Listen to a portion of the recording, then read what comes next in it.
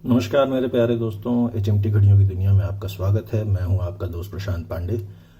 और आज मैं अपने जो मेरा वॉच कलेक्टिंग का एक्सपीरियंस है उसमें एक किस्सा आपके साथ साझा करना चाहता था। और इसलिए मैंने सोचा कि आप लोगों को वो किस्सा बताया जाए, शायद आप लोगों को भी उससे एक तो मज़ा आए और पता चले कि क्या क्या चीज़ें, ये वॉच कलेक्टिंग की जर्नी कितनी सिंपल दिखती है बट है नहीं। तो खैर, ये सन 2013-14 की बात है। मुझे वॉच कलेक्शन करते हुए ज़्यादा वक्त नहीं बीता था और उस समय जानकारी के माध्यम भी बहुत कम थे। HMT घड़ियों के बारे में लोग ज़्यादा बोलते लिखते पढ़ते कुछ नहीं थे। तो मैं गलियों की खाक छाना करता था कि कहीं से अच्छी घड़ी मिल जाए। तो एक मेरे जान पहचान में एक वॉच रिपेयरर थे। उनका एक बार अचानक मेरे पास फ़ोन आया कि आ जाओ, मेरे पास एक घड़ी है जो तुमको बहुत पसंद आएगी, बहुत अलग है। तो मैं गया उनके पास और उन्होंने मुझे ये घड़ी दिखाई कि ये देखो, ये HMT पायलट है, वाइट कलर की है, बहुत बढ़िया है, लेके देखो।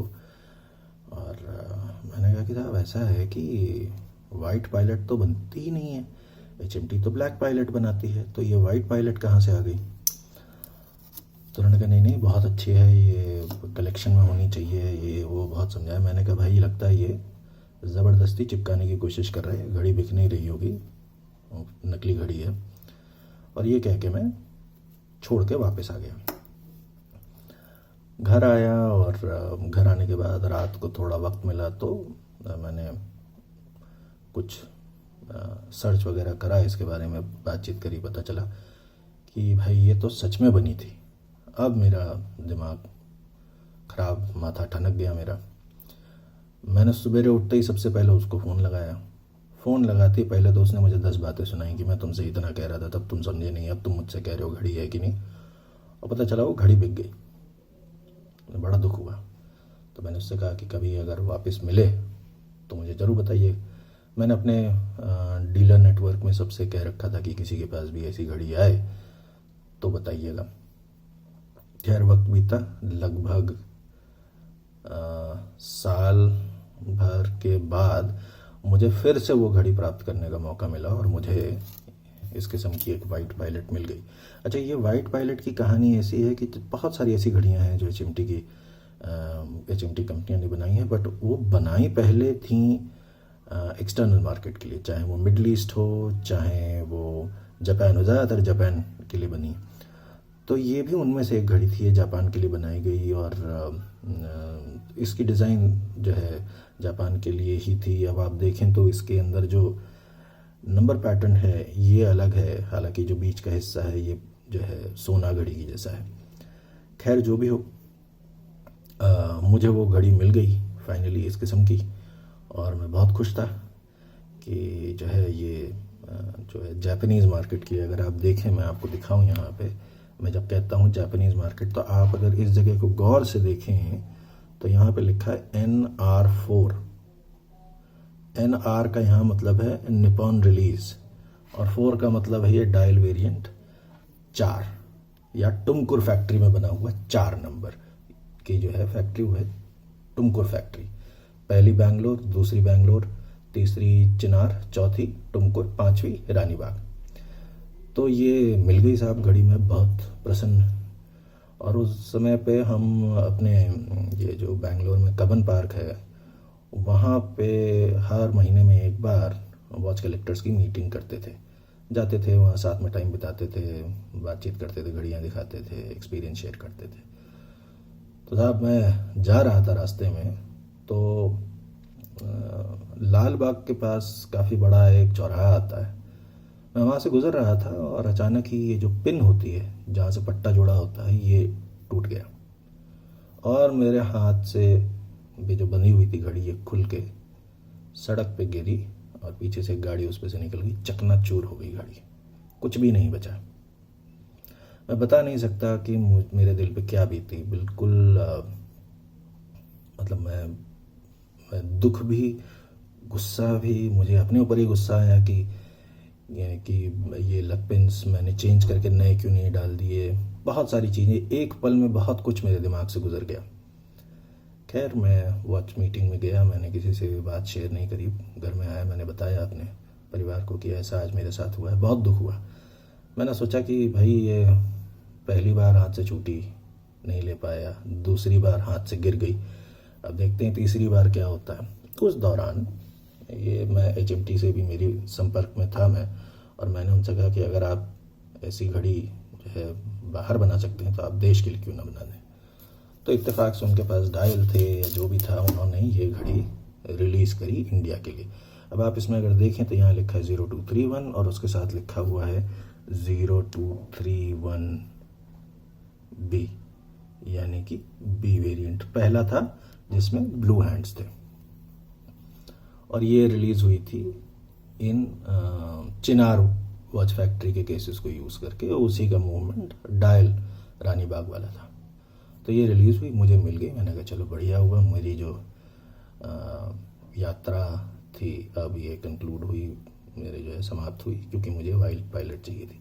पर दिमाग में कहीं पीछे ये था कि भाई ये वाली घड़ी मिल गई, वो जापान वाली घड़ी नहीं मिली।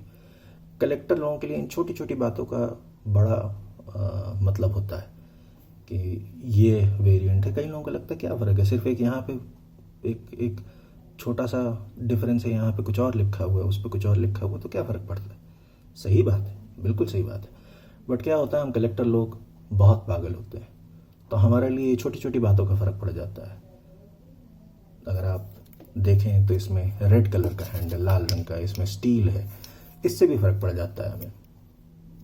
तो खैर, कुछ महीने पहले एक सज्जन के पास एक घड़ी थी, और मैंने उनसे कहा कि भाई ये मेरे साथ जो है, मेरे इस घड़ी के साथ पुराना नाता है, और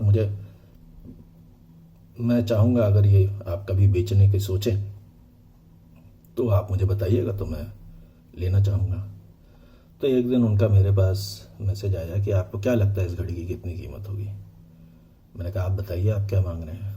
उन्होंने काफ़ी ऊंचे दाम बोले, पर क्योंकि मुझ पर जुनून सवार था, मैंने तुरंत हाँ कह दी, और ये घड़ी मेरे पास आ गई। अब मेरे मन में एक पूर्णता का भाव आ गया कि चलो कम से कम मेरी जो इच्छा थी अब वो पूरी हुई, और मेरे पास न केवल जापान में बनी हुई पहली एडिशन, बल्कि हिंदुस्तान में बनी हुई, जो हिंदुस्तान के मार्केट के लिए बनी हुई दूसरी एडिशन भी आ गई।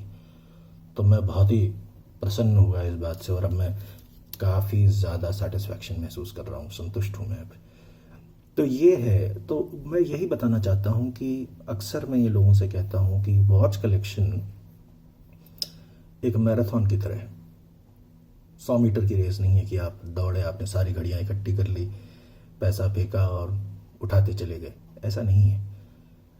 धीमे धीमे एक एक करके आपको चुनना पड़ता है कि आपको क्या क्या चाहिए। कई बार जैसे समुद्र के तट पर आप पैदल चलते जाएं, आपको कभी कोई शंख मिलता है, कभी कुछ मिलता है।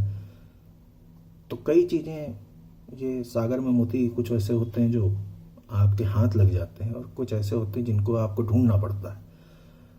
तो ये जो तलाश है ये जारी रहती है, ये ऐसा नहीं है कि ख़त्म हो गई और आपने एक बार दांव खेला और मिल गया सब कुछ, ऐसा नहीं है। कोशिश करते रहिए, धीमे धीमे जो एक एक घड़ी मिलने का जो मज़ा है, जो उसकी कहानी होती है, जो उसमें एफर्ट डलता है, वही इस हॉबी को वर्थ वाइल बनाता है, वही इस का मज़ा है।